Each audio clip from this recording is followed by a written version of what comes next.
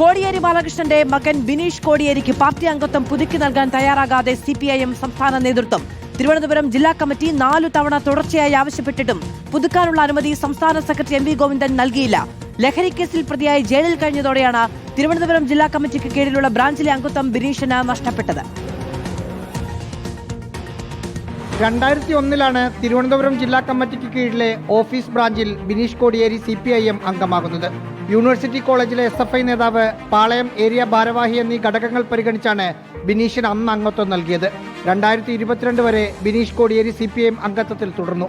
2021 ലഹരി കേസുമായി ബന്ധപ്പെട്ട കർണാടക ലഹരി വിരുദ്ധ സ്ക്വാഡ് അറസ്റ്റ് ചെയ്തതോടെയാണ് 2022 ബിനീഷ് കോടിയേരിയുടെ പാർട്ടി അംഗത്വം CPIM റദ്ദു ചെയ്തത്. കേസിൽ ബിനീഷിനെ കോടതി കുറ്റവിമുക്തനാക്കുകയും ചെയ്തു. 2022 തന്നെ ജയിൽ മോചിതനുമായി. എന്നിട്ടും ബിനീഷിന്റെ പാർട്ടി അംഗത്വം CPIM പുനഃസ്ഥാപിച്ചില്ല. പലതവണ തിരുവനന്തപുരം ജില്ലാ കമ്മിറ്റി യോഗം ബിനീഷിന്റെ മെമ്പർഷിപ്പ് പുനഃസ്ഥാപിക്കുന്ന കാര്യം ചർച്ച ചെയ്തു. 4 തവണ ജില്ലാ സെക്രട്ടറി സംസ്ഥാന നേതൃത്വത്തിന് മെമ്പർഷിപ്പ് പുനഃസ്ഥാപിക്കണമെന്നാവശ്യപ്പെട്ട് കത്ത് നൽകി. എന്നിട്ടും സംസ്ഥാന നേതൃത്വം മെമ്പർഷിപ്പ് തിരികെ നൽകാൻ അനുമതി നൽകിയില്ല. അവിടെയുള്ള പ്രാദേശിക പാർട്ടി അംഗത്വമില്ലെങ്കിലും സിനിമാ പ്രവർത്തകൻ, അഭിഭാഷകൻ എന്നീ നിലകളിൽ പ്രവർത്തിക്കുന്നതിനിടയിലും CPIM പരിപാടികളിലും പ്രവർത്തനങ്ങളിലും സജീവമാണ് ഇപ്പോഴും ബിനീഷ് കോടിയേരി. റഹീസ് റഷീദ്, റിപ്പോർട്ടർ, തിരുവനന്തപുരം.